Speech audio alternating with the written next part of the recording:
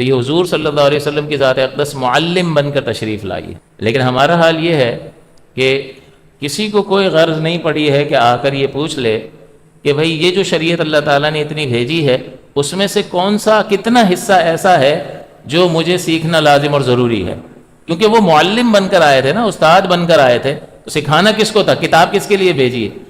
امت کے لیے بھیجی ہے. وہ معلم، وہ استاد کس کے لیے بھیجے گئے تھے؟ صلی اللہ علیہ وسلم، ہمارے لیے. اب یہاں طالب علم کو کوئی پڑھی ہی نہیں ہے کہ آ کے پوچھے کہ وہ رسول معظم صلی اللہ علیہ وسلم جو آئے تھے، وہ جو لے کر آئے تھے اس میں سے کتنا مجھے سیکھنا لازم اور ضروری ہے. nobody cares، کسی کو کوئی پرواہ ہی نہیں ہے. تو اگر اس طریقے سے وہ دنیا سے چلا گیا تو تقوی اور پرہیزگاری بغیر علم کے تو حاصل نہیں ہو سکتی. بغیر علم کے انسان اللہ کے احکام پر عمل کیسے کر سکتا ہے؟ حکم کو جانے گا، اس کی ساری تفصیل کو جانے گا، اس تفصیل کو جاننے کے بعد وہ ان احکام پر عمل کر سکتا ہے. زکوٰۃ کس پر لازم ہوتی ہے؟ کتنے فیصد لازم ہوتی ہے؟ زکوٰۃ پر سال گزرنا کیوں ضروری ہے؟ زکوٰۃ کس کو دے سکتے ہیں؟ کہاں اس کا بیان ہوا ہے؟ بغیر تحقیق کے دے دی اور وہ مستحق نہیں تھا تو زکوٰۃ کا کیا ہوا؟ یہ ساری تفصیل کون جانے گا؟ نماز کس طرح سے پڑھنی ہے؟ فلاں چیز ہو جائے تو نماز کیسے ٹھیک ہوگی؟ کیا فاسد ہو گئی نماز، یا اس میں کوئی کمی پیدا ہو گئی جو سجدہ صاحب سے ختم ہو جائے گی؟ کیا سنت ترک ہو گئی جس سے ثواب کم ہو جاتا ہے؟ کوئی تفصیل جاننے کی ضرورت نہیں ہے.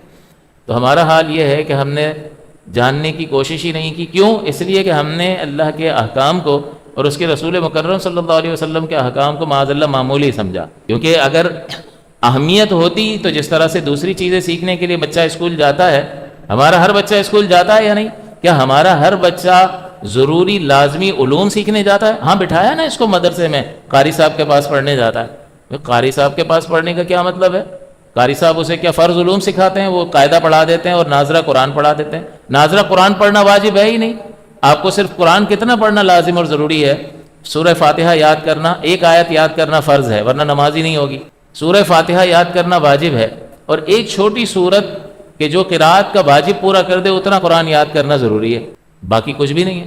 باقی قرآن کا مطالعہ کرنے کا حکم ہے. اس میں اللہ تعالیٰ اپنے بندے سے کیا خطاب فرماتا ہے اور کیا کہنا کیا چاہتا ہے اس کو جاننے کی کوئی ضرورت نہیں ہے. قاری صاحب کے پاس گیا تھا تو قاری صاحب کے پاس یہ قاعدہ پڑھ کے اور ناظرہ پڑھ کے کیا کمال کر لیا، اور قاری صاحب کو بھی کچھ ہوش نہیں ہے کہ ان کو کیا پڑھانا ہے. تو قاری محلے کے شخص نے قاری صاحب کو سونپ دیا کہ بھئی ہم نے علم دین کے لیے ان کو دے دیا ہے. اب قاری صاحب کو خود اپنا پتہ نہیں ہے، ان سے مسائل پوچھ لو تو ان کو خود ہوش نہیں ہے کہ کیا کرنا ہے کیا نہیں کرنا. وہ صرف وہ قاعدہ لے کے تو کیا میسج کیا چلا جاتا ہے ہماری طرف سے بھی؟ میسج یہ چلا جاتا ہے ہم نے تو قاری صاحب کے پاس بھیجا تھا نا، تو ان کو سکھانا چاہیے تھا.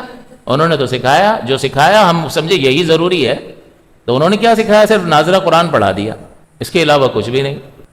تو اس لیے ہمیں سوچنا چاہیے کہ حضور کو معلم بنا کر بھیجا ہے. اب آپ کی ذمہ داری ہے کہ آپ آ کر پوچھیں کہ بھئی اس میں سے کتنا ایسا علم ہے جو مجھے حاصل کرنا لازم اور ضروری ہے. اور اللہ تعالیٰ فرماتا ہے کہ یہ نبی کریم صلی اللہ علیہ وسلم کے آنے سے پہلے وَإِن كَانُوا مِن قَبْلُ لَفِي ضَلَالٍ مُبِينٍ، تم کھلی ہوئی گمراہی میں تھے. تو کھلی ہوئی گمراہی سے نبی کے آنے کی وجہ سے نکلے تو کیسے نکلیں گے؟ اس کتاب کو لے لیں گے جیسا کہ اسے لینے کا حق ہے، اور ان تعلیمات کو لے لیں گے جیسا کہ ان تعلیمات کو لینے کا حق ہے، تبھی تو اس گمراہی سے نکلیں گے.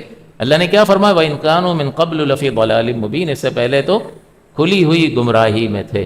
لہٰذا ضرورت اس امر کی، اس احساس کو بیدار کرنے کی ضرورت ہے کہ ہم سے کہاں غلطی ہو رہی ہے، ہم کہاں خطا کر رہے ہیں. بتانے والا بتا کر چلا جائے گا.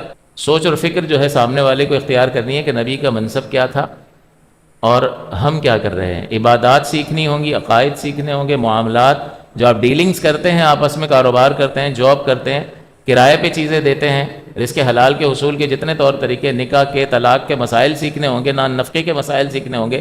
جو شادی شدہ ہے اس کے لیے یہ ساری چیزیں فرض ہیں، اور فرض کا ترک حرام ہوتا ہے. جتنا بھی ڈیلے کرے گا گناہ گار ہوتا رہے گا.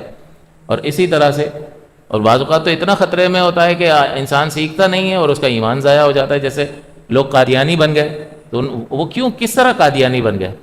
انہوں نے کچھ سیکھا نہیں تھا، اس لیے دوسرے کے دھوکے میں آ کر ایک غیر نبی کو نبی مان لیا اور خود بھی تباہ ہوئے اور نسلیں تباہ ہو گئیں.